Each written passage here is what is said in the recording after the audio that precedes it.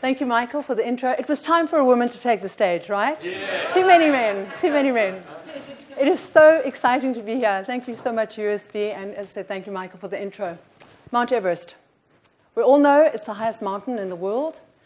In the last 65 years, or 65 years ago, Sir Edmund Hillary and Tenzing Norgay stood on top of this magnificent mountain. In the last 65 years, there are only 4,083 people that have summited Mount Everest. Out of those people, there are only 483 women. In South Africa, there are 28 South Africans. And as Michael said, on the 19th of May 2013, I was blessed enough to be the third South African woman to summit Everest. But why Everest? I also run a company in South Africa. I've been a businesswoman for over 20 years, and we use speakers for a lot of our events. And we were doing an event series for a medical aid company, and we used Lewis Pugh. I'm sure you all know who Lewis is, also known as the human polar bear. And I was so inspired by him. It was in June, it was on a Friday, that on the Sunday I was sitting on the couch at home, and I was thinking about my next challenge, my next big thing. And I thought about Base Camp Everest a few years before that, and I thought to myself, but why do base camp when you can go to the top? And I'll never forget, I picked up my phone and I sent Lewis Pugh an email. I said, Lewis, I've made a decision today. I want to attempt to summit Mount Everest. And he emailed me back immediately. He said, Lee, there's 3 things. You can achieve anything in your life if you believe it's possible. Number 2, I'd like you to meet my friend Sibu Vilani. Sibu is an African man, first African to summit from the north and the south side.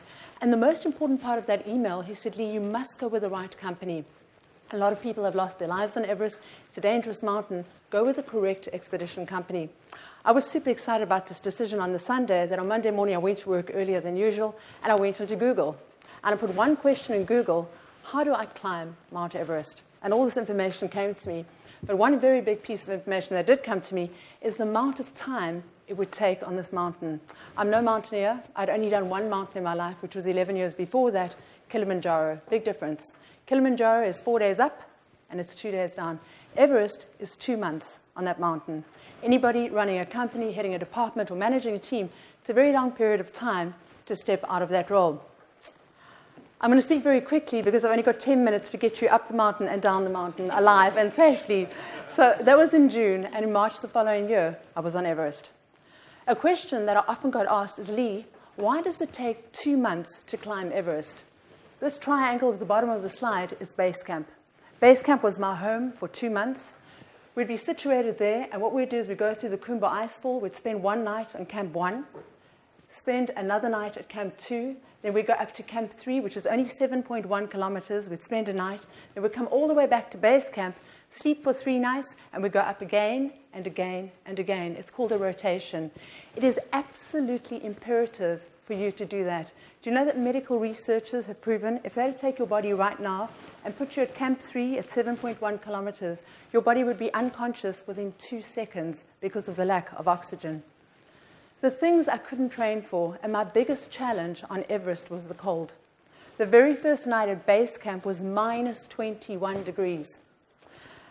The thing in South Africa, we don't really know cold. Our winter temperatures are absolutely amazing. And I developed a personal mantra saying, Lee, manage the cold, don't let the cold manage you. Lee, manage the cold, don't let the cold manage you. It's a bit like life. Manage the situation, don't let the situation manage you. I knew if I didn't get on top of my cold management, I would need to leave Everest. The higher you go, the colder it gets. I have to share with you is that when I started my speaking after Everest, when there were men and women in the audience, I used to find that women would come to me after the talk and they'd say, Lee, tell us about the ablution facilities. I'm going to tell you right now about the ablution facilities. There weren't any. Not at all. I was the only woman in a group of 26 men for 2 months, and it was so much easier for the guys. When I showed my twin sister, Kim, this picture for the first time, she said, wasn't it a shock for you the first time you got into the bath? I said, Kim, it was a bigger shock when I saw my legs that hadn't shaven for 2 months. That was a bigger shock. In addition to the cost that I'd paid for this expedition, I found a Canadian company called Peak Freaks, because there was no South African company taking on Everest in 2013. And there was one line on the website of Peak Freaks, this Canadian expedition company, that motivated me to go with them. There was a line which said, we have a 100% safety record. And what that meant is that nobody had died in any of their expeditions. At the bottom of the questionnaire, there was one little block, and it said, do you require a personal Sherpa? Now, the Sherpas are from Nepal. They know the mountain, they know the altitude, and it's very lucrative for them because it helps they helped get the climbers up the mountain and down. And it was an additional $5,000 so it wasn't a light decision. But I kept on thinking, with me being a novice climber, he'll push me, he'll pull me, he'll lead me, he'll train me, he'll guide me. And then I learned a very important lesson on Everest. If it is to be, it's completely up to me. The guy could hardly speak a word of English. His name was Sangi 3. I don't know who Sangi 2 was, and I've got no idea who Sangi 1 was. So there he is. You carry your own pack, you carry your own oxygen, and you make your own food. Essentially, you climb that mountain on your own. I don't know if you can see the cheeks. My cheeks, I had 100% factor sunblock on my face every single day on Everest, and that's what my skin looked like when I got back to South Africa. That's how badly burnt it was. I got back on the Sunday. On the Tuesday, I went to a dermatologist, and I said to him, Dr. Levy, I'm panicking a little. Can you tell? He said, be relaxed. He said, you've just had what women pay thousands for, a natural chemical peel. And my skin was fine. The things I couldn't train for on Everest, do you know that every single morning, in the early hours of the morning, we'd have avalanches coming thundering down the sides of the mountain? We were really lucky because they didn't come close to our tents. The year after I was on Everest, which was 2014, nobody summited that mountain. In one day, 17 people lost their lives. The following year, in 2015, nobody summited Everest. In one day, 16 people lost their lives. That's just a really, really great visual of Everest from base camp. Everest is the height of 29,000 feet. It's the height which aeroplanes fly. And there's always a jet stream wind which is pumping over the tip of Everest. The ladder crossings. The most dangerous part of the Everest climb is something known as the Khumbu Icefall. And the danger about the Khumbu Icefall is that you've got these massive crevices which run up to 100 meters in terms of depth. We had 9 people that died when I was on that mountain for 8 weeks. And one of the climbers fell off the ladders and down the crevice. His body still lies at the bottom. Now, that may look pretty easy, but you've got to remember the boots that I'm wearing on my feet weighed 4 kilograms. The pack on my back was between 10 and 15 kilograms. And we crossed those ladders up to 65 times.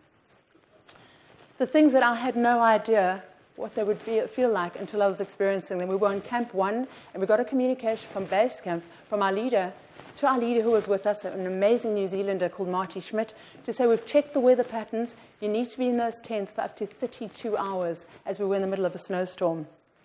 The helicopters. Every single day of Everest, there were helicopter rescues for 2 reasons. People not managing the altitude, and the second was people not managing the cold. If you weren't managing the cold on Everest, it meant you were getting frostbite, and frostbite in that mountain meant losing fingers and toes. You have to hope that if something goes wrong with you medically, it doesn't happen above Camp 2. Remember, Camp 2 is only 6.4 kilometers. Everest is just under 9 kilometers. The helicopters can't go higher because the air is too thin. That's a visual of a dead body being taken off the mountain. And then Camp 3, at 7.1 kilometers in height, I had no idea what it was going to feel like to be taking in supplemental oxygen. That oxygen mask I had on my face was on my face for up to 72 hours. And that feeling of claustrophobia was unbelievable. Our expedition leader taught us a fundamental lesson. He said every 3 to 4 hours, get the oxygen mask off your face and hit it onto your boot. The reason being that red pipe going from the oxygen mask to your oxygen bottle was clogging up because it was so cold. The suit that I was wearing was made by a company down in Cape Town in South Africa to protect your body from temperatures as low as minus 40 degrees. The coldest it got for us was minus 34 on Everest. And then the most dangerous part of the Everest climb is the death zone. At this point, you're up to 8 kilometers, which is 8,000 meters, where those yellow tents are. And people would say to me, Lee, but why is it called the death zone? Because it's exactly that. If you have to cut yourself or hurt yourself, your body will no longer heal. The human body is not meant to be at that height. Your expedition leader wants to get you in there and out of there as fast as possible.